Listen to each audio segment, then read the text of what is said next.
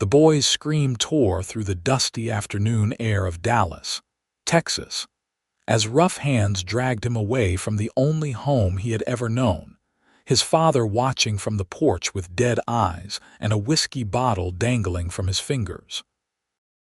It was 1867, and 8-year-old Aaron Dalton did not understand why his own father had just sold him to the two strangers for $40 and a case of cheap liquor.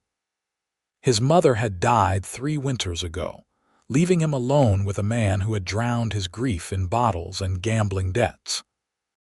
The Comstock brothers, weathered traders heading west, had made the offer over breakfast at the saloon, and by noon the transaction was complete. Aaron kicked and fought, his small fists useless against the iron grip of the older brother, but his father never even looked up from counting his coins. The wagon rolled out of Dallas before sunset, carrying Aaron away from everything familiar. He sat in the back, wrists bound with rough rope, tears carving clean paths through the dirt on his face. The younger Comstock brother, a man with kind eyes that did not match his profession, gave him water and hardtack, but said nothing. They traveled for weeks, moving through the endless Texas plains toward the New Mexico territory, stopping at isolated ranches and trading posts along the way. At a dusty crossroads settlement called Socorro, the Comstocks sold Aaron again, this time to a cattle rancher named Samuel Brennan, who needed help with his expanding operation. Samuel was a hard man with sun-weathered skin and hands like leather, but he was not cruel. He put Aaron to work immediately, mucking stables, hauling water, and learning to ride the ornery horses that ran wild on the property. Aaron learned quickly that survival meant keeping his head down and his mouth shut. The years passed like water through cupped hands. Aaron grew tall and strong under the relentless New Mexico sun, his body hardening from the constant labor. Samuel treated him fairly but never with warmth, always maintaining the distance between owner and property. When Aaron turned 14, Samuel began teaching him to handle cattle, to rope and brand, to read the weather and the land. The boy had a natural talent for leadership that emerged despite his circumstances. The other ranch hands, mostly Mexican vaqueros and drifters, began to respect him, to follow his suggestions even though he had no official authority. By the time Aaron reached 18, he stood over 6 feet tall, with broad shoulders and his mother's dark hair and intelligent eyes. Samuel had begun to rely on him more and more, trusting him with increasingly important responsibilities. But Aaron never forgot that he was bought property, never forgot the sight of his father selling him like livestock. That memory fueled something deep inside him, a determination to become something more than what he had been given. It was spring of 1877 when Samuel announced they would be expanding the operation, purchasing additional land to the north near a growing town called Silver Creek. The ranch needed supplies and Samuel wanted Aaron to lead a supply run, his first time in charge of such an important task. Aaron selected 3 of the best men, loaded 2 wagons with goods to trade, and set out on the 3-day journey through rugged territory. Silver Creek was larger than Aaron expected, a thriving community that had sprung up around silver mines discovered 5 years earlier. The main street bustled with activity, miners and merchants and families all mixing together in the organized chaos of a frontier town making its fortune. Aaron directed his men to the general store to conduct their business, while he headed to the assayer's office to deliver papers from Samuel. That was when he saw her. She stood outside the hotel, struggling with a heavy trunk that clearly exceeded her strength. Her honey-colored hair caught the afternoon sunlight, and even from a distance, Aaron could see the determined set of her jaw as she refused to give up despite the impossible task. Without thinking, he crossed the street toward her. "Let me help with that, miss," he said, already reaching for the trunk. She looked up, startled, and Aaron found himself staring into the most remarkable green eyes he had ever seen. For a moment, neither of them spoke. Then she stepped back, a mixture of relief and pride warring on her face. "I can manage," she said, but her voice lacked conviction. "I am sure you can," Aaron replied, lifting the trunk as though it weighed nothing. "But there is no shame in accepting help when it is offered. Where are you taking this?" She hesitated, clearly unused to kindness from strangers. "The boarding house, 2 doors down. I am Beatrice Foster. I just arrived from St. Louis." "Aaron Dalton," he introduced himself, carrying the trunk in the direction she indicated. "What brings you all the way out here from St. Louis?" Beatrice walked beside him, her simple blue dress dusty from travel. "My aunt passed away 3 months ago. She left me her dress shop here in Silver Creek. I have come to take over the business." "That is a brave thing, coming all this way alone," Aaron observed, setting the trunk down on the boarding house porch. "Brave or foolish," Beatrice said with a small smile that made Aaron's heart do something unexpected in his chest. "I am not yet certain which, but St. Louis held nothing for me anymore. My parents died when I was young, and my aunt was my only family. At least here I have a chance to build something of my own." Aaron understood that sentiment more than she could know. "This is a good town," he said, "growing fast. A dress shop will do well with all the new families moving in. I hope you are right." She met his eyes again, and Aaron felt that same strange jolt. "Thank you for your help, Mr. Dalton." "Just Aaron, please." He found himself reluctant to leave. "Will you be managing the shop alone?" "I have some experience with sewing and business from helping my aunt in St. Louis, and I am a quick learner." There was steel beneath her soft voice, a determination Aaron recognized because he carried it himself. One of his men called from down the street, indicating they had finished loading the wagons. Aaron knew he should leave, but something kept him rooted to the spot. "I will be in town until tomorrow morning. If you need anything, any help getting settled, I am at the Broken Spoke Saloon." Beatrice's smile grew warmer. "That is very kind. Thank you, Aaron." He tipped his hat and forced himself to walk away, though he looked back twice before reaching his men. Both times she was still watching him. That evening, Aaron found it impossible to concentrate on anything but the woman with golden hair and green eyes. His men noticed his distraction and teased him good-naturedly over dinner, but he barely heard them. When a knock came at his hotel room door near sunset, he opened it to find Beatrice standing in the hallway, looking uncertain. "I am sorry to disturb you," she began, "but I have a problem at the shop. The previous manager, a man named Curtis, is refusing to leave. He claims my aunt promised him ownership before she died, though I have all the legal papers proving the shop is mine. He has been drinking, and I am afraid if I confront him alone." She trailed off, embarrassment coloring her cheeks. Aaron grabbed his hat without hesitation. "Show me." The dress shop sat on a corner lot, a well-built structure with large windows displaying partially completed garments.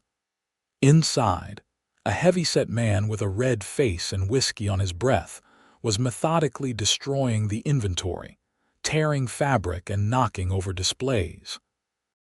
He looked up when Aaron and Beatrice entered, his bleary eyes narrowing. "Who the hell are you?" Curtis demanded. "Someone who is going to ask you nicely to leave," Aaron said calmly, though his hands hung loose at his sides, ready. "This is Miss Foster's property. You have no right to be here." Curtis laughed, a harsh sound. "That bitch aunt of hers promised me this place. 15 years I worked here, and she leaves it to some niece who never even visited. I am taking what is mine." "The law says different," Aaron replied, taking a step forward. "You can walk out now, or I can help you out. Your choice." Something in Aaron's voice, or perhaps the way he carried himself, made Curtis reconsider. The older man was drunk but not stupid enough to fight a man half his age and twice his fitness. With a string of curses, he stumbled toward the door, shoving past them roughly. At the threshold, he turned back. "This is not over, girl. You will regret coming here."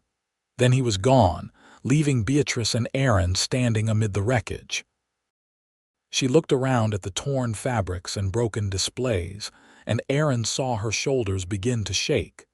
But when she turned to him, her eyes were dry and fierce. "Help me clean this up," she asked.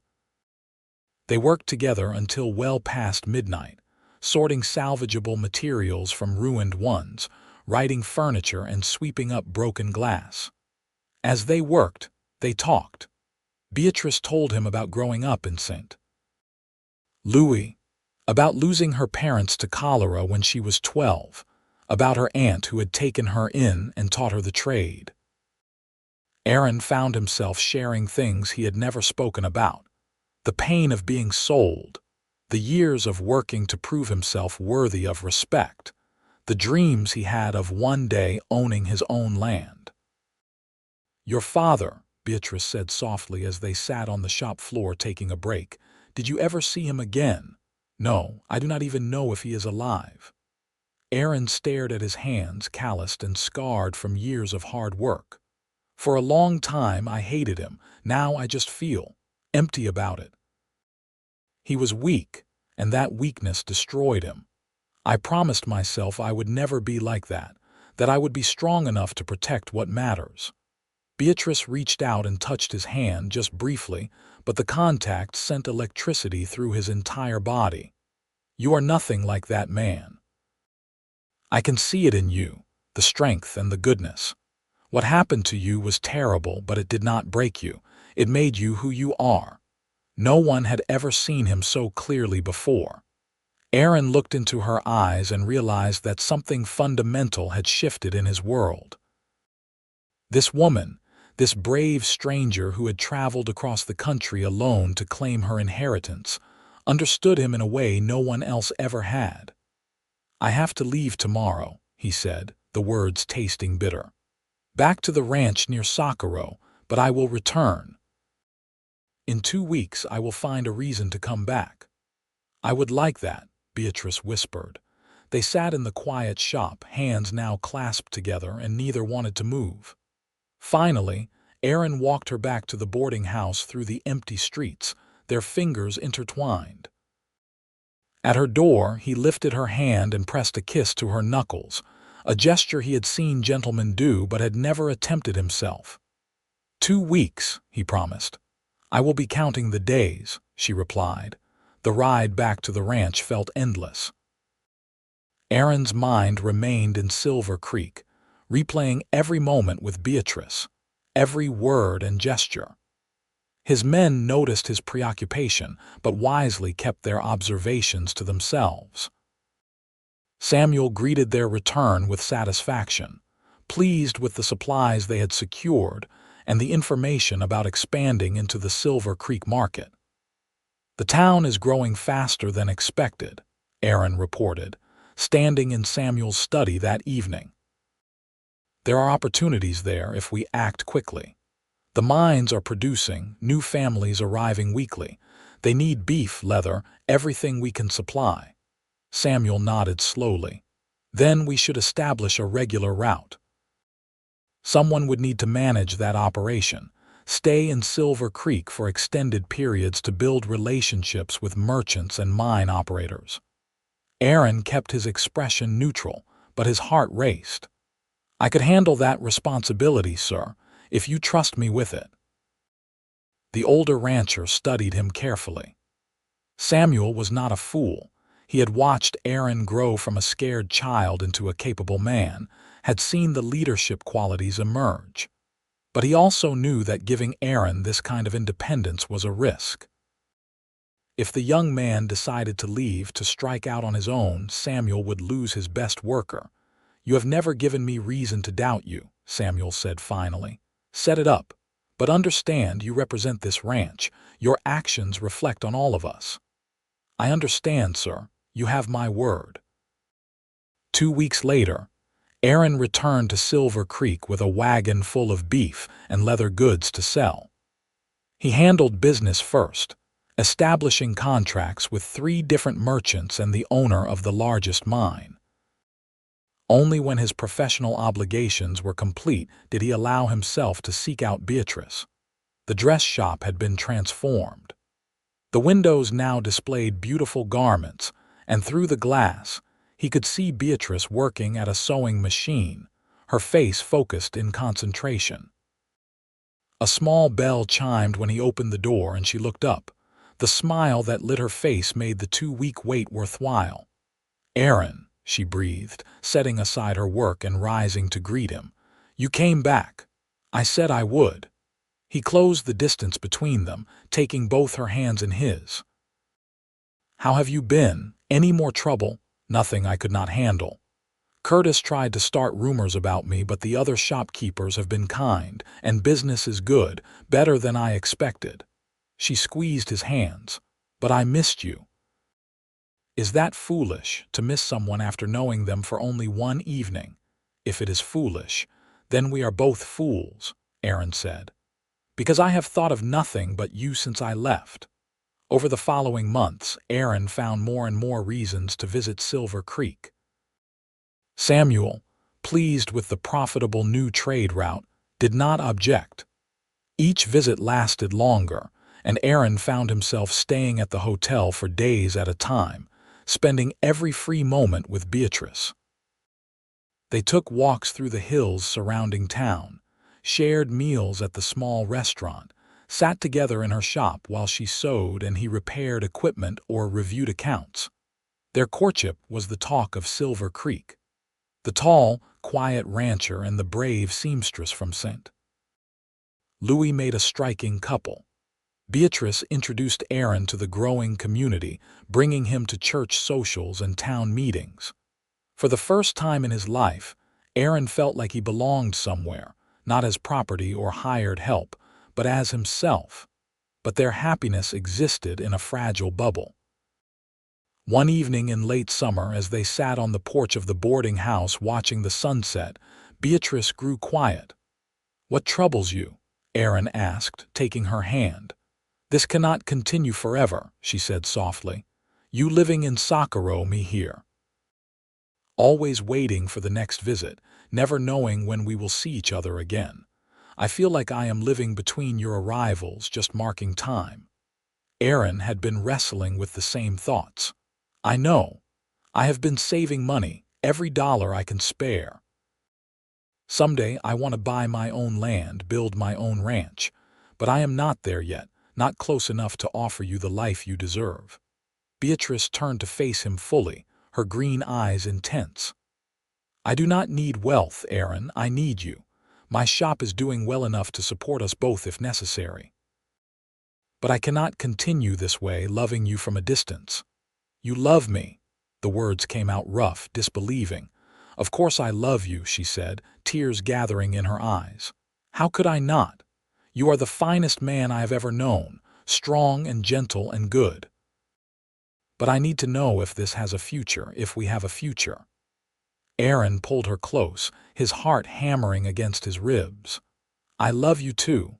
I have loved you since the moment I saw you struggling with that trunk, too stubborn to admit you needed help. I want to marry you, Beatrice. I want to build a life with you, but I do not want to ask you to marry a man who still owes everything to his employer, who has nothing of his own to offer." "Then what do we do?" she whispered against his chest. "Give me 6 months," Aaron said, the plan forming as he spoke. "Samuel is getting older, slowing down. He has been talking about retiring, maybe selling the ranch. If I can convince him to sell me a portion of it or help me acquire land nearby, I could start my own operation. It would be small at first, but it would be mine. Ours. And then I would come to you, a free man with something real to offer." Beatrice pulled back to look at him. 6 months, and then you will come for me. I swear it." They sealed the promise with a kiss, their first, and Aaron felt the rightness of it down to his bones. This was what he had been working toward his entire life, not just success, but someone to share it with, someone who saw him as more than what he had been. Aaron returned to the ranch with new determination. He worked longer hours, took on extra responsibilities, and carefully saved every dollar. He also began talking to Samuel about the future, planting seeds about succession and expansion. The old rancher had no children, no obvious heir, and Aaron gently suggested that there might be ways to structure a transition that would benefit both of them. "You have been with me for 10 years now," Samuel said one evening as they reviewed the accounts. "I bought you for $30 from those traders, and you have earned me back 1,000 times that. I suppose I owe you something for all that work." "You gave me food, shelter, and training," Aaron replied carefully. "I am grateful for that, but I am 20 now, Samuel, old enough to start thinking about my own future. A man needs something to call his own." Samuel was quiet for a long time. "There is a section of land to the east, near the river. Good grazing, water access. I have been thinking about selling it off, too much for me to manage properly anymore. If someone were to make me a fair offer, someone I trusted to make good use of it, I might consider a sale with favorable terms." Aaron's pulse quickened. "What kind of terms?" "Whatever you have saved as down payment. The rest paid over 5 years from the profits of your own herd. I would give you 20 head of cattle to start, and you could work the rest out yourself." Samuel met his eyes. "You have been like a son to me, even if I never said it out loud. I would rather see that land go to you than to some stranger." It was more than Aaron had dared hope for. "I accept. Thank you, Samuel. You will not regret this." "I know I will not. You are 10 times the man your father ever was." Those words, meant as a compliment, struck Aaron deeply. He had spent so many years trying to be better than the man who sold him, and now someone he respected was confirming that he had succeeded. But more than that, he was being given the chance his father had never managed to seize, the opportunity to build something lasting. The next 4 months passed in a blur of activity. Aaron threw himself into building his future, working Samuel's ranch during the day and his own land in the evenings and weekends. He built a small cabin near the river, rough but solid, with his own hands. He tended his small herd carefully, learning every animal's temperament and needs.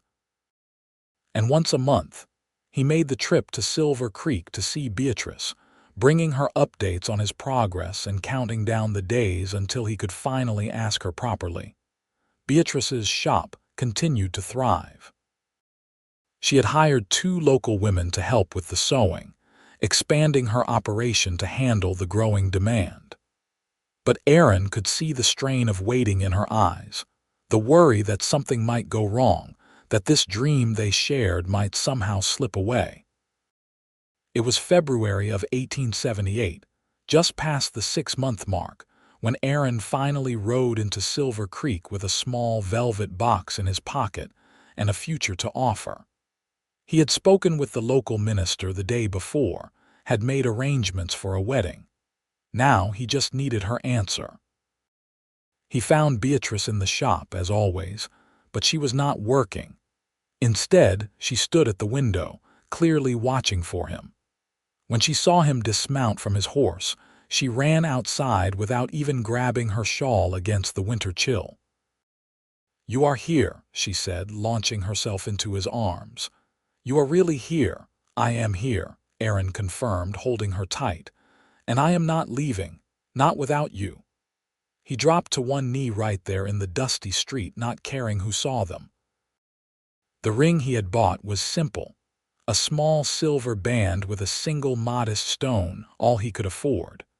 But Beatrice's gasp when he opened the box made it seem like the finest jewel in the world. "Beatrice Foster, you are the bravest, most remarkable woman I have ever known. You saw something good in me when I was just a hired hand with nothing to my name. You waited while I built a future for us. Will you marry me? Will you come to the ranch and build a life with me?" "Yes," she said through happy tears. "Yes, Aaron, of course yes." They married 3 days later in the small church in Silver Creek, with half the town in attendance. Beatrice wore a dress she had made herself, simple but beautiful, and Aaron wore his best clothes, cleaned and pressed until they looked almost new. Samuel made the trip from Socorro to stand as Aaron's witness, and the dress shop employees stood for Beatrice. It was a small ceremony but perfect, and when the minister pronounced them husband and wife, Aaron kissed his bride with his whole heart. The ranch house was small, but Beatrice had never seen anything more beautiful. Aaron carried her across the threshold of their cabin, and she laughed with pure joy at the gesture. He had furnished it simply but with care, and she could see the love in every detail. Their first months as husband and wife were not easy. The ranch demanded constant work, and money was tight. Beatrice closed the Silver Creek shop and moved all her equipment to Socorro, setting up a sewing business from their home to bring in additional income. They worked side by side from dawn until dusk, building their dream one day at a time. But at night, in the quiet hours, they were completely happy. Aaron would hold Beatrice close and marvel at how his life had changed, how a boy sold by his father had somehow found his way to this woman, this love, this home. Beatrice would trace the scars on his hands, the marks of years of hard labor, and tell him how much she admired his strength. "You are going to be a better father than yours ever was," she told him one night. "I can see it in you, the kindness and the strength. Our children will know they are loved and wanted." Aaron kissed her forehead, his heart full. "You truly believe that?" "I know it," she said with certainty. The ranch grew steadily. Aaron's herd expanded, and his reputation as a fair and honest dealer spread through the territory. Other ranchers began coming to him for advice, recognizing his natural leadership abilities. By the fall of 1878, Aaron had paid off nearly half his debt to Samuel and was looking at purchasing additional land. Then Beatrice discovered she was pregnant. The news sent Aaron into a panic of joy and terror. He became overprotective, trying to prevent Beatrice from doing any heavy work, until she finally sat him down and explained that she was pregnant, not fragile. But he could not help his worry, his desperate need to ensure that his child would have everything he had lacked. "Our baby will know love," Beatrice assured him. "That is what matters most, not wealth or status, but knowing they are cherished." Aaron built a cradle from oak, sanding it until it was smooth as glass, working on it every evening by lamplight. Beatrice sewed tiny clothes, her hands creating garments so small they seemed impossible. And together, they dreamed about the future, about the family they would raise. Samuel fell ill that winter, a lung infection that settled deep and would not clear. Aaron visited him regularly, bringing supplies and checking on the ranch. The old man was fading, and both of them knew it. "I want you to know something," Samuel said one evening as Aaron sat by his bedside. "Buying you was the best investment I ever made. Not because of the work you did, but because I got to watch you grow into the man you are. You have integrity that cannot be taught, Aaron. Hold on to that." "You saved my life," Aaron said, his voice rough with emotion. "You could have worked me to death or broken me, but you gave me a chance instead. I will never forget that." Samuel died a week later, peaceful in his sleep. His will left the remainder of his ranch to Aaron, along with his horses and remaining cattle. It was a staggering inheritance, transforming Aaron from a small rancher into one of the largest landowners in the area. But Aaron felt only sadness at the loss of a man who had been more of a father to him than his own blood ever was. Their son was born in March of 1879, a healthy baby with Aaron's dark hair and Beatrice's green eyes. They named him Samuel, in honor of the man who had given Aaron his start. The first time Aaron held his son, he wept, overwhelmed by the fierce love and protectiveness that surged through him.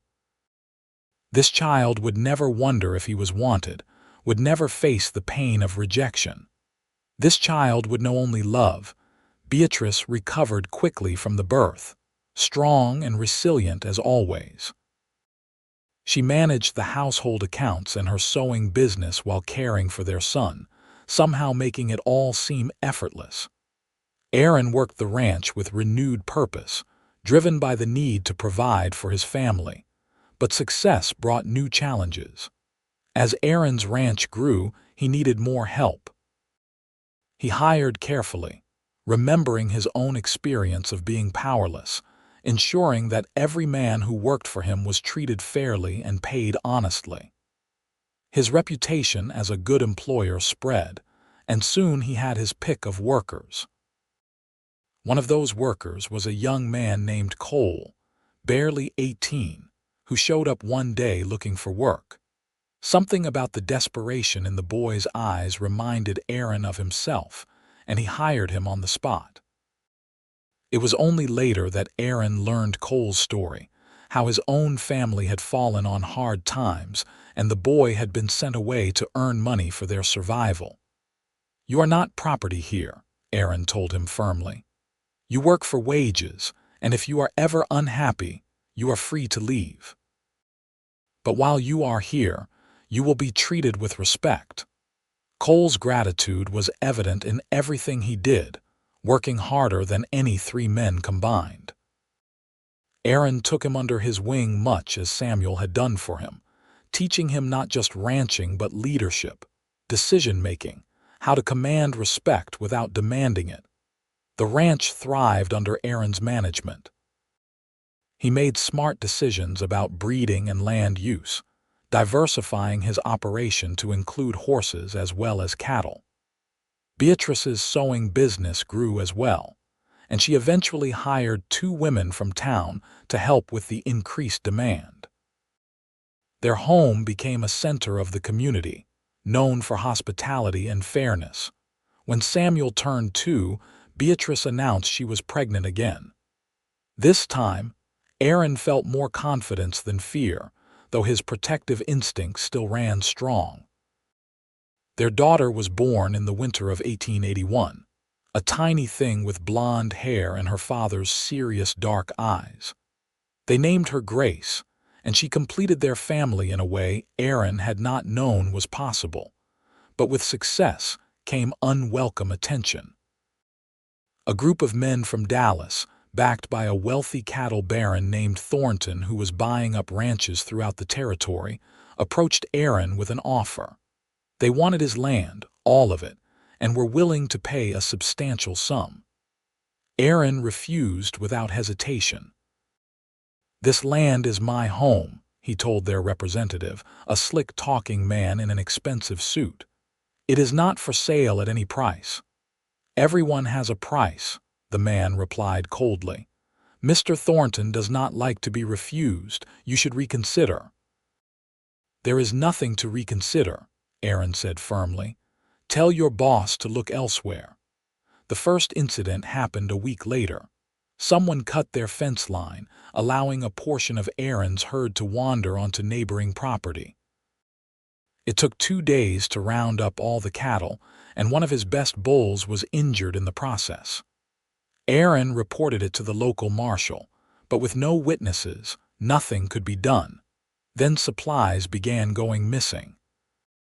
Feed stores in town suddenly had no stock available when Aaron's men came to buy. Merchants who had done business with him for years suddenly became evasive, apologetic but firm. It did not take long to figure out that Thornton was pressuring them, threatening to take his considerable business elsewhere if they continued to supply Aaron's ranch. "He is trying to squeeze us out," Beatrice said one evening after the children were asleep. "Force us to sell by making it impossible to operate." "Then we find other suppliers," Aaron replied. "We go to Santa Fe if necessary. I will not be bullied off my own land. But the campaign of harassment escalated. Workers were offered double wages to leave Aaron's employ.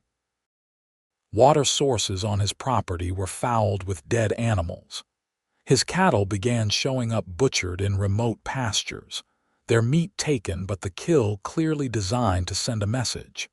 Aaron gathered his remaining men one evening and laid out the situation honestly. I know some of you have been approached with offers to leave. I will not hold it against anyone who takes them. This situation may get worse before it gets better. But if you stay, you have my word that I will fight for this ranch and everyone on it with everything I have. Not a single man left. Cole spoke for all of them. You gave us fair wages and fair treatment when plenty of bosses would not have. We stand with you, boss. Whatever comes. Aaron felt a surge of pride and gratitude. This was what leadership meant, not forcing people to follow but inspiring them to stand beside you. His father had never understood that, had never built anything because he could not see beyond his own weakness. The confrontation came on a cold morning in February. Aaron was working with his men to repair yet another sabotaged fence when a group of riders approached. Thornton himself led them, a corpulent man in his 50s with cold eyes and an air of entitlement. Behind him rode a dozen men, all armed. "Dalton," Thornton called out, "I have come with one final offer, $50,000 for your land, cattle, and buildings. Take it, or things will become very unpleasant for you and your family." Aaron set down his tools and walked forward, stopping a few yards from Thornton's horse. His own men spread out behind him, not threatening but ready. Aaron's hand rested casually near his pistol, though he had no desire to use it. "You have been harassing me and my operation for months," Aaron said calmly. "Cutting fences, poisoning water, intimidating suppliers. All because I will not sell you something that is not for sale. Now you come here and threaten my family. That was a mistake." Thornton's face reddened. "You are nothing, Dalton. A hired hand playing at being a rancher. I could crush you like a bug."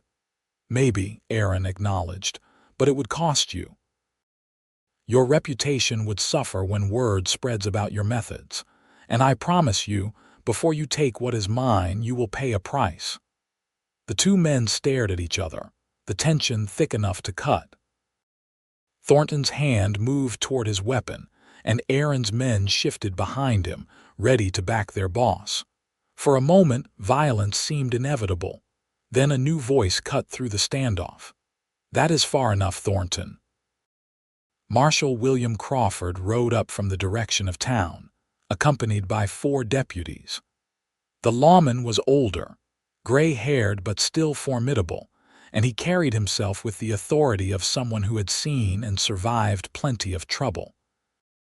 "Marshal," Thornton said, his tone shifting to false cordiality, "this is a private business matter."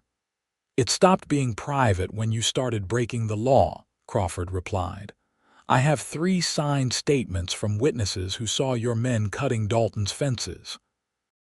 That is destruction of property, a crime. And I just received a telegram from the territorial governor's office. Seems someone sent him a detailed report of your activities, backed by documentation. The governor is very interested in having a conversation with you about your business practices." Thornton's face went from red to purple.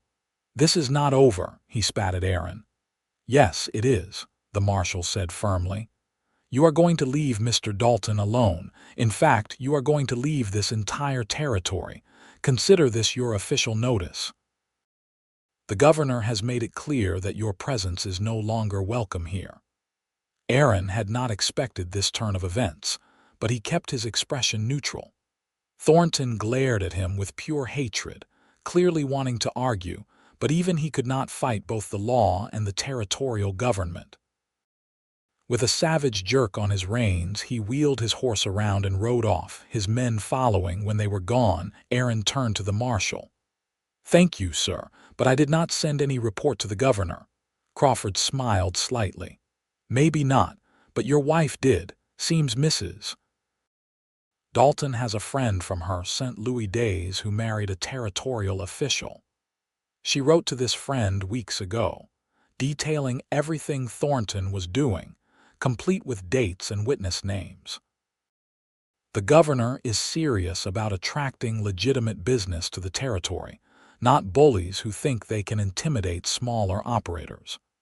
Mrs. Dalton's report gave him the excuse he needed to act.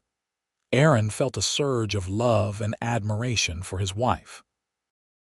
While he had been focused on the physical defense of their ranch, Beatrice had been fighting the battle in a different way, using her intelligence and connections to protect their family. She had been a true partner in every sense. That evening, after the children were asleep, Aaron held Beatrice close in their bed. "The marshal told me what you did. You saved us." "We saved us," Beatrice corrected. "You stood firm and refused to be bullied. I just made sure the right people knew what was happening. We are a team, Aaron." "Always have been." "I love you," he said, pouring everything he felt into those simple words. "I love you so much it frightens me sometimes. You are everything I never knew I needed. And you are everything I hoped for but never dared to believe I would find," she replied, kissing him softly. "We have built something beautiful here, Aaron. A home, a family, a legacy. Your father sold you for $40, but you have created something worth more than all the gold in California. You became the man he could never be, the leader and father and husband that takes real strength to become." Her words struck something deep in Aaron's heart. For so many years, he had been running from the shadow of his father, driven by the need to prove he was different. But Beatrice was right. He had not just escaped his father's weakness. He had built something entirely his own, something good and strong and lasting. The years that followed were peaceful and prosperous. Aaron's ranch became one of the most successful operations in New Mexico territory. His reputation for fairness and integrity spread throughout the region, and younger ranchers sought his advice. He discovered that he had a gift for bringing people together, for mediating disputes and finding solutions that worked for everyone involved. When the territorial government formed a cattlemen's association to establish standards and resolve conflicts between ranchers, Aaron was elected as its first president. It was a position of real leadership, requiring diplomacy and vision, and Aaron found himself shaping policy that affected the entire territory. He used his platform to advocate for fair labor practices, to protect smaller ranchers from being overwhelmed by larger operations, and to establish sustainable practices that would preserve the land for future generations. Beatrice's sewing business evolved as well. She began training young women in the craft, providing employment and teaching skills that gave them independence. Her shop became known throughout the territory, and orders came in from as far away as Denver and Phoenix. But she never forgot her roots, always making time to create special garments for families who could not afford her regular prices. Their children grew up surrounded by love and purpose. Samuel, quiet and thoughtful like his father, showed an early interest in the land and animals. Grace was bright and bold, inheriting her mother's determination and her father's sense of justice. Aaron and Beatrice raised them with clear values. Treat others with respect, work hard for what you want, and always stand up for what is right. One summer evening when Samuel was 10 and Grace was 8, the family sat on the porch of their expanded ranch house, watching the sunset paint the sky in shades of orange and red. It had been a good day, the kind of ordinary perfect day that Aaron had never imagined possible in his childhood. "Tell us the story again," Grace demanded, as she often did. "About how you and Mama met." Aaron smiled, pulling his daughter onto his lap while Beatrice rested her head on his shoulder. "It was a spring day in Silver Creek," he began, "and I saw the most stubborn woman in the world trying to move a trunk twice her size." As he told the familiar story, Aaron caught Beatrice's eye and saw his own contentment reflected there. They had built this life together, brick by brick, through hard work and unwavering faith in each other.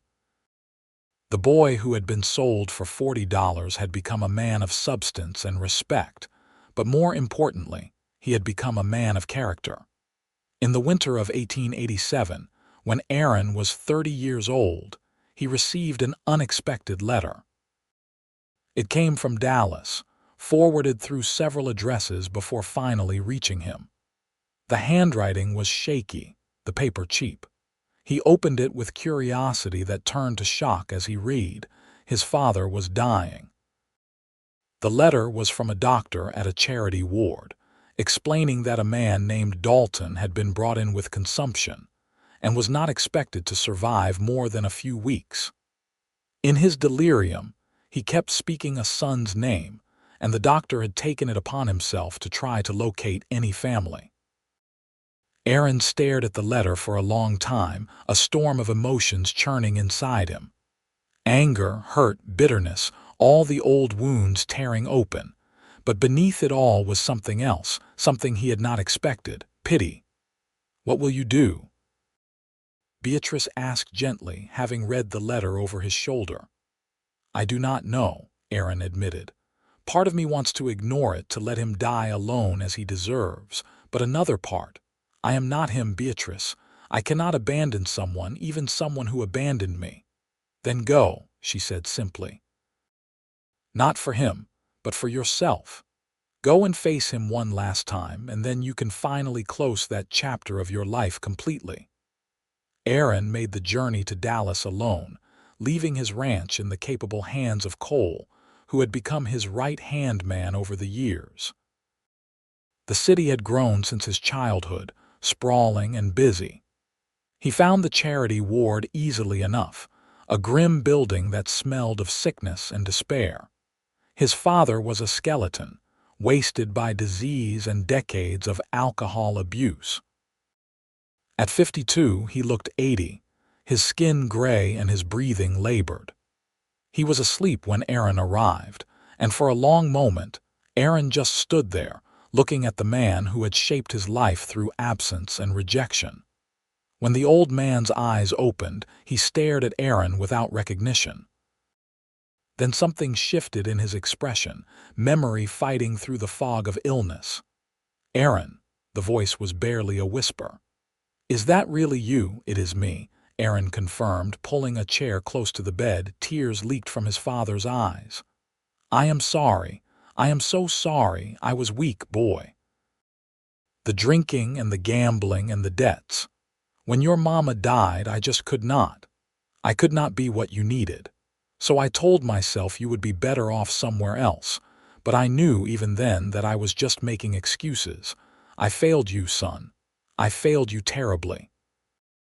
Aaron sat in silence, letting the words wash over him. He had imagined this conversation 1,000 times over the years, had rehearsed angry speeches and bitter accusations. But now, faced with this broken, dying man, he felt only sadness for what might have been. "You did fail me," Aaron said quietly. "You took the easy way out, chose your weakness over your responsibility. I spent years hating you for it." "I deserve that hate," his father whispered. "Maybe, but I am not that scared boy anymore. I am a grown man with a wife and children of my own. I have built a good life, despite what you did to me, and I learned something from your mistakes. I learned exactly the kind of man I did not want to become." His father's hand, trembling and thin, reached out. Aaron stared at it for a moment, then took it. The gesture was not forgiveness exactly, but perhaps a kind of letting go. "Tell me," his father pleaded. "Tell me about your life. Let me know you at least turned out all right." So Aaron talked, describing his ranch and his family, his work and his accomplishments. He spoke of Beatrice and their love, of his children and his dreams for their future. As he talked, he saw peace settle over his father's face, some burden lifting. "You became everything I could not," the old man said when Aaron finished. "You are strong where I was weak, good where I was selfish. I am proud of you, son, even though I have no right to be." Those words, so long desired and now so meaningless, struck Aaron harder than he expected. "You had every right to be that man," he said. "You had every opportunity. I had to make different choices. You just did not have the strength to make them." His father died 3 days later with Aaron sitting beside the bed. At the end, the old man gripped his hand and whispered one final apology. Aaron paid for a proper burial, not because the man deserved it, but because it was the right thing to do. He marked the grave with a simple stone and then walked away, finally free of that particular ghost. When he returned home, Beatrice met him at the door, reading his face carefully. "How do you feel?" she asked. "Lighter," Aaron admitted, surprised by the truth of it. "I needed to face him one last time, to see that he was just a broken man who made terrible choices. It does not excuse what he did, but it helps me understand it. And it made me realize how different my life could have been if I had made his choices instead of my own." "You could never have made his choices," Beatrice said with certainty. "You have too much integrity, too much strength. But I am glad you went, glad you got that closure." That night, Aaron went to check on his children before bed, as he did every evening. Samuel was already asleep, but Grace was still awake, reading by lamplight. "Papa," she said when he entered, "are you all right? Mama said you had to go see someone who was sick." Aaron sat on the edge of her bed, brushing hair back from her forehead. "I am fine, sweetheart. I went to see my father, your grandfather, before he died." "The one who was mean to you?" Grace asked, her young face serious. "Yes, but he was also sick and sad and broken. I learned something important from seeing him. I learned that being a good father, a good person, is a choice you make every single day. It is not always easy, but it is always worth it." Grace wrapped her arms around his neck, hugging him tight. "You are a good papa, the best papa in the whole world." Aaron held his daughter close, his heart overflowing. This, he thought, this was what mattered. Not the past or the pain or the injustice of his childhood, but this moment right here, this love and security he was giving his children. He had broken the cycle, had created something beautiful out of the ashes of his own broken childhood. The territorial government continued to grow and stabilize, and Aaron's reputation as a leader grew with it. In 1889, he was asked to serve on the Territorial Council, a position that would require him to spend several months each year in Santa Fe, but would give him real influence over the future of the region. He discussed it carefully with Beatrice, unwilling to accept any position that would take him away from his family for extended periods. "You should do it," Beatrice said firmly. "This territory needs good men in leadership, men with integrity and vision. And Samuel is old enough to help manage the ranch under Cole's supervision. We can make it work." "Come with me," Aaron suggested. "Bring the children to Santa Fe. Your business is portable, and the children would benefit from the experience of the capital." So the whole family relocated for part of each year, maintaining the ranch as their home base, but spending winters in Santa Fe. Grace thrived in the more urban environment, making friends and excelling in the better schools available in the capital. Samuel found the city interesting, but was always eager to return to the ranch, his true love. Aaron's work on the Territorial Council focused on sustainable development and fair governance. He advocated for statehood, believing that New Mexico deserved full representation in the federal government. He worked to improve infrastructure, to attract legitimate business and investment, and to protect the rights of all residents. regardless of their background. His efforts made him enemies among those who preferred the looser regulations of territorial status, who wanted to exploit the land and people without oversight. But they also earned him respect and admiration from those who saw the long-term benefit of his vision. When the question of statehood finally came to a vote in the council, Aaron's impassioned speech about the right of New Mexicans to full self-governance was credited with swinging several undecided votes. Through it all, Beatrice remained his anchor and his partner. She established her own reputation in Santa Fe, using her business connections to support various charitable causes. She advocated particularly for programs that helped women and children, using her own experience of arriving in a strange place alone as motivation to help others in similar situations. Their marriage remained strong through the years, built on mutual respect and genuine affection. They still found time for each other despite busy schedules, still laughed together and dreamed together. On their 15th anniversary, Aaron took Beatrice back to Silver Creek, to the spot where they had first met. "You remember that day?" he asked, standing outside what had been her dress shop, now a general store under different ownership. "Of course," Beatrice said, slipping her hand into his.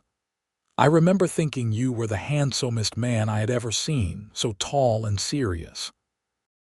And I remember the kindness in your eyes when you offered to help, like helping people was just natural to you. I remember thinking you were going to hurt yourself trying to move that trunk alone," Aaron replied with a smile, "too stubborn to admit you needed assistance. I knew right then you were someone special. We have built a good life together," Beatrice said softly. "Better than I ever imagined possible. You have become a leader and a force for good in this territory. Your father sold you for $40, but you are worth more than could ever be measured in money. You are worth everything, Aaron." He kissed her then, in the middle of the street in broad daylight, not caring who saw. After 15 years of marriage, she could still make his heart race, could still make him feel like the luckiest man alive. Samuel turned 18 in 1897. A young man who had inherited his father's height and work ethic, and his mother's green eyes and gentle nature. He had no interest in politics or Santa Fe, wanting only to work the ranch that had been his whole world. Aaron could not have been more proud of his son's dedication and character. "The ranch is yours when you are ready," Aaron told him on his birthday. "I will sign over the deed whenever you say the word." Samuel shook his head. "Not yet, Papa.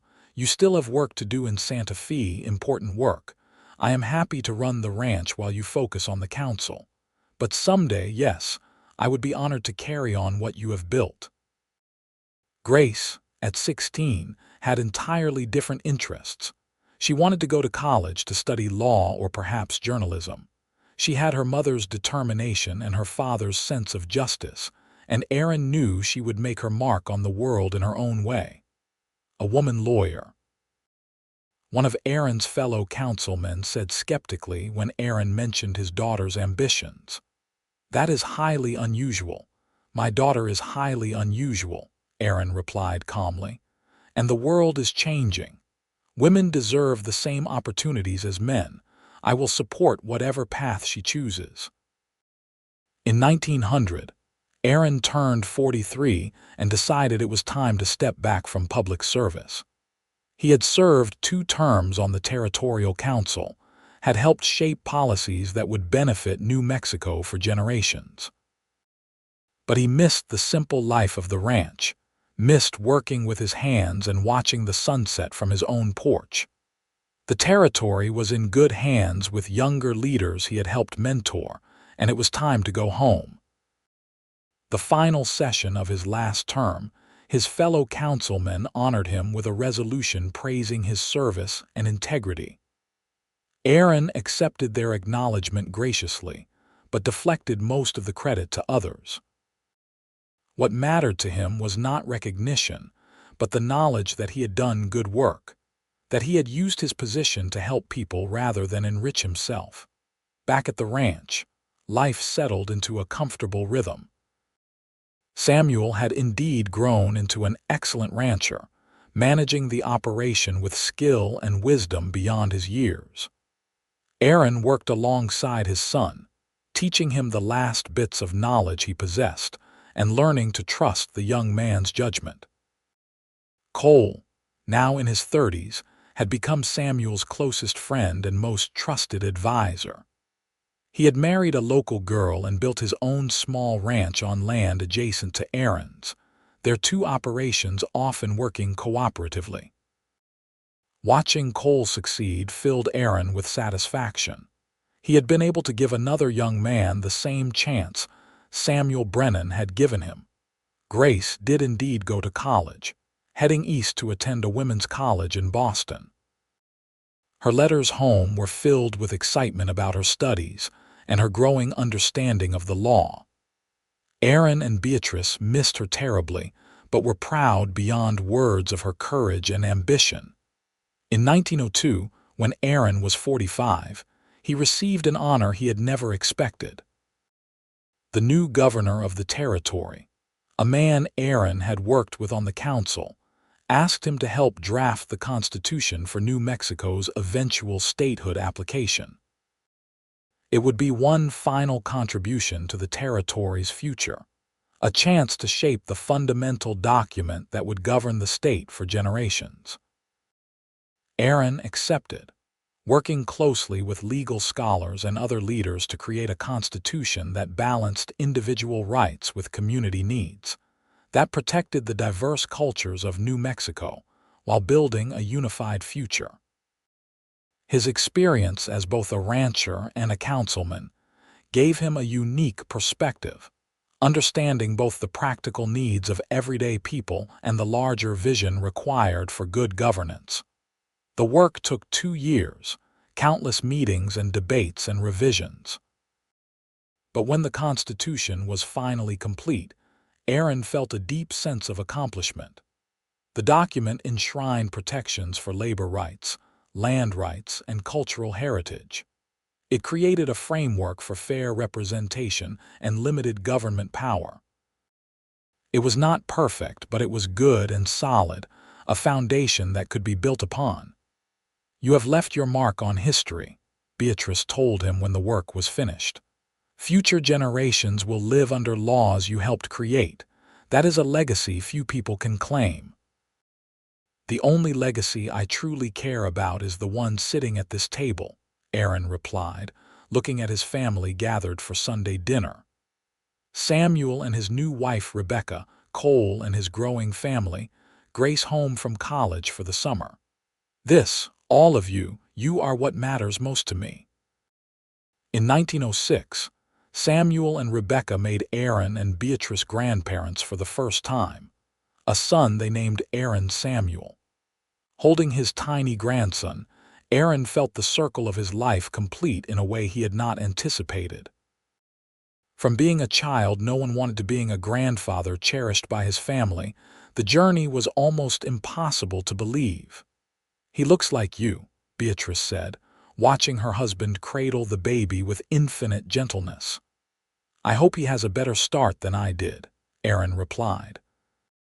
"But if he has even a fraction of the love and support I found with you, he will have everything he needs." Grace graduated from college in 1907 and returned to New Mexico, one of the first women in the territory to practice law. She opened an office in Santa Fe, focusing on cases involving women's rights and property disputes. Her work was often controversial, challenging traditional attitudes, but Aaron could not have been more proud of her courage and conviction.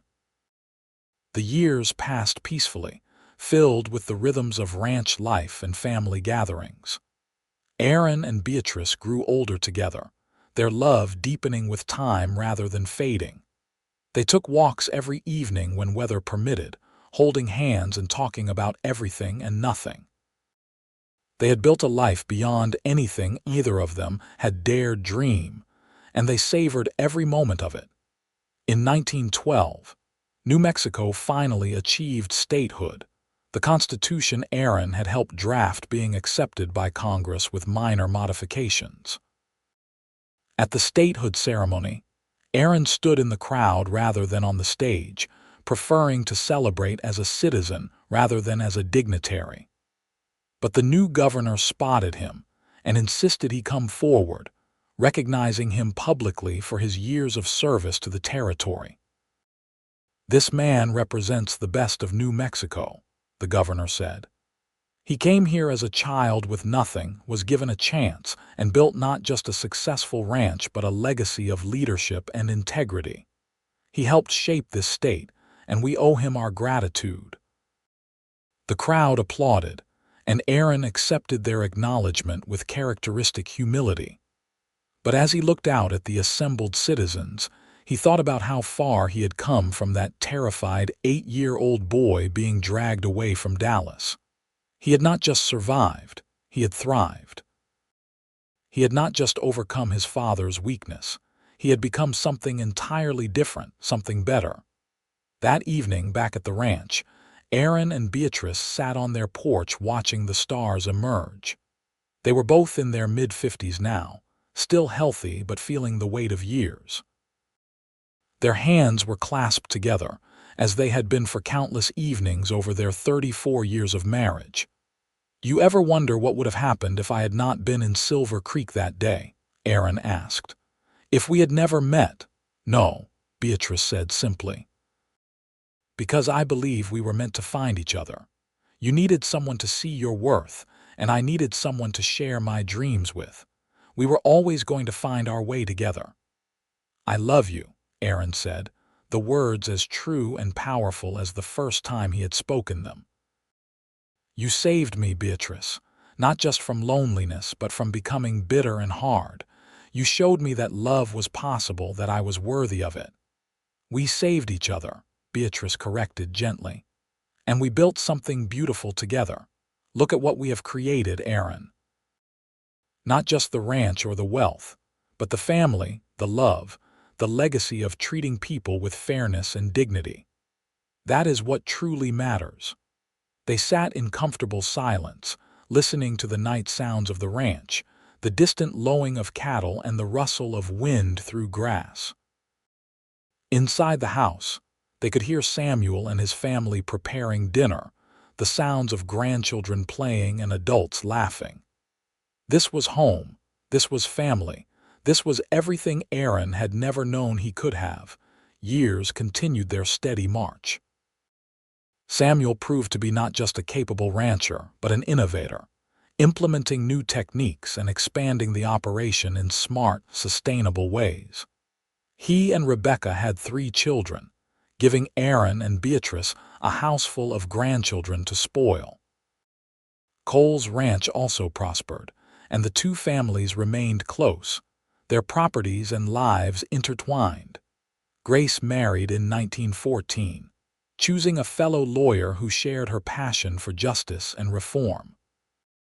They established a practice together in Santa Fe, becoming known as fierce advocates for the underrepresented.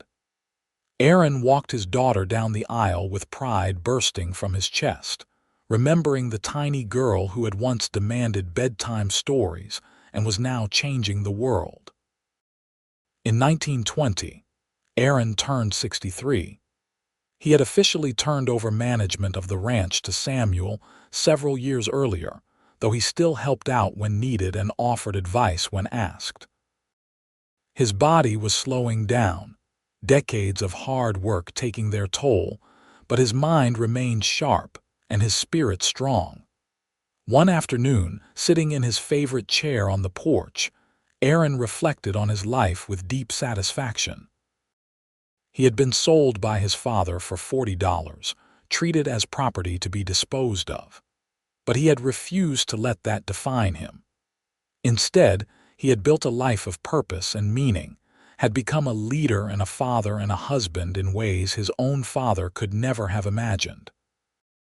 He thought about all the young men he had mentored over the years, giving them the chances he had been given, helping them build their own futures. He thought about the policies he had helped shape, the Constitution he had helped write, all designed to create a fairer, more just society. He thought about his children and grandchildren, raised with love and security, given opportunities to become whatever they chose to be. But most of all, he thought about Beatrice, his partner and love for over 40 years. She sat beside him now, her hair more silver than gold but her green eyes still bright and intelligent. She had been his anchor, his inspiration, his greatest blessing. Together, they had proven that love and determination could overcome any obstacle, that a life of meaning could be built from the poorest of beginnings. "What are you thinking about?" Beatrice asked, noticing his contemplative expression. "Everything," Aaron replied. "How impossibly lucky I am. How grateful I am for every single day we have had together." "We are not done yet," Beatrice said with a smile.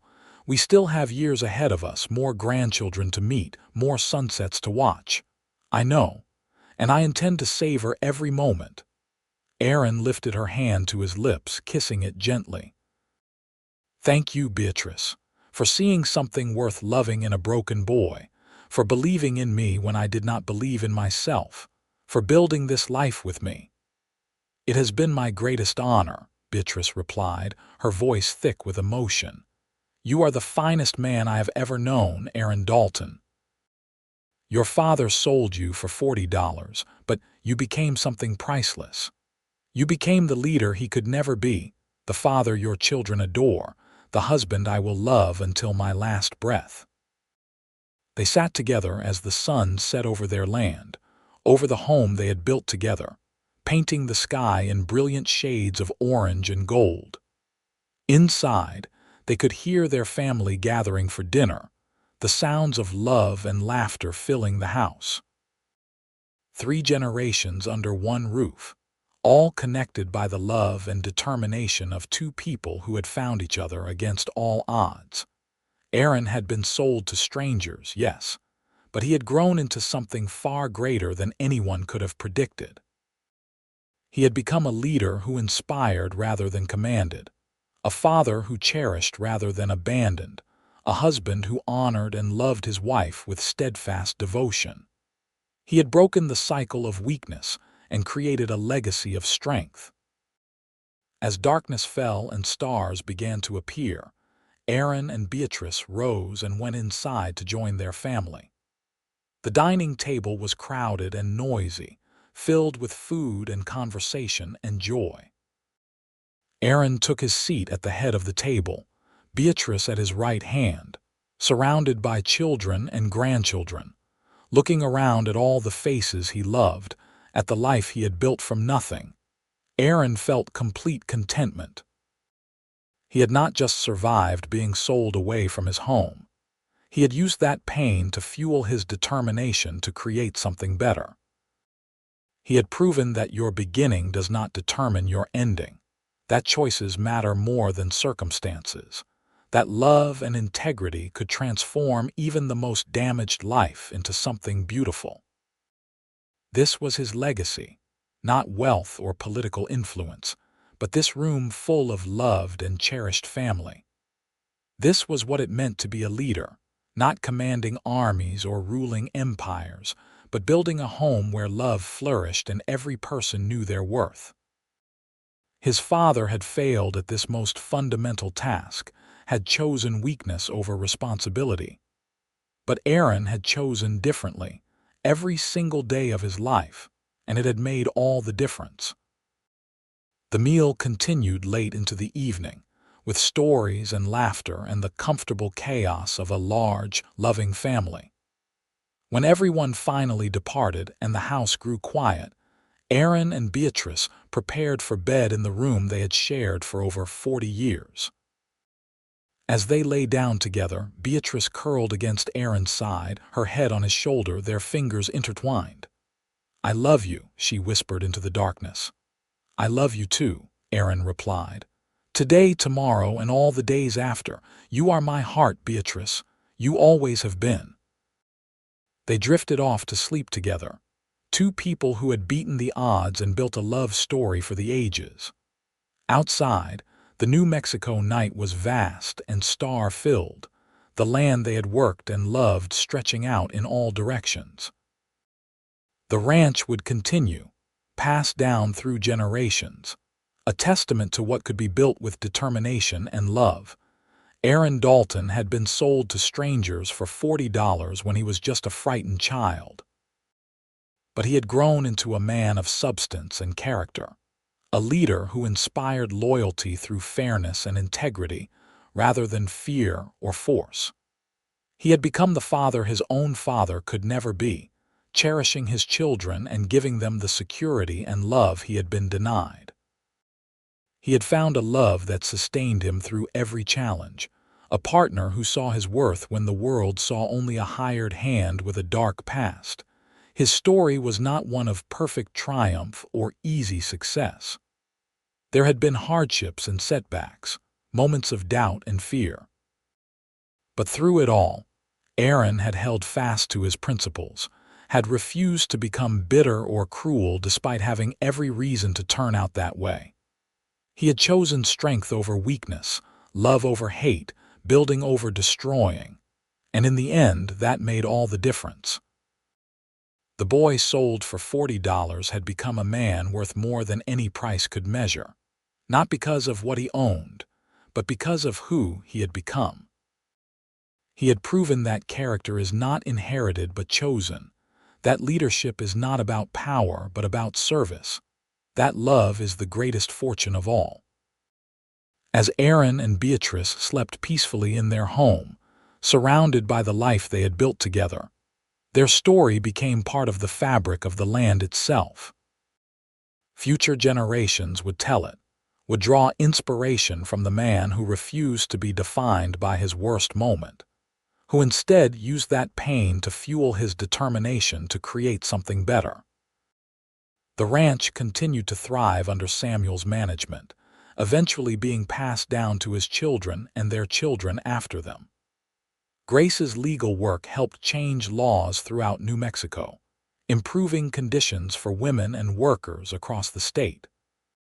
The family Aaron and Beatrice had created continued to grow and flourish, each generation benefiting from the foundation of love and integrity they had established. Years later, when historians wrote about the founding of New Mexico as a state, Aaron Dalton's name appeared in footnotes and acknowledgments, credited with helping to draft the state constitution and serving on the territorial council. But his true legacy was not written in history books or legal documents. It lived in the hearts of his descendants, in the values they carried forward, in the way they treated others with fairness and respect. Aaron lived to be 78 years old, passing peacefully in his sleep in 1935 with Beatrice holding his hand. She followed him 2 years later, and they were buried side by side on a hill overlooking their ranch, their graves marked with simple stones that bore their names and the years of their lives. But more than that, their graves were marked by the love of the family who visited regularly, bringing flowers and telling stories, keeping their memory alive. The boy who had been sold to strangers had indeed grown into the leader his father could never become. But more than that, he had become a symbol of hope, proof that your past does not have to determine your future, that love and determination can overcome any obstacle, that every person has the capacity to choose strength over weakness, building over destroying, love over hate. And in the end, that was the greatest legacy of all.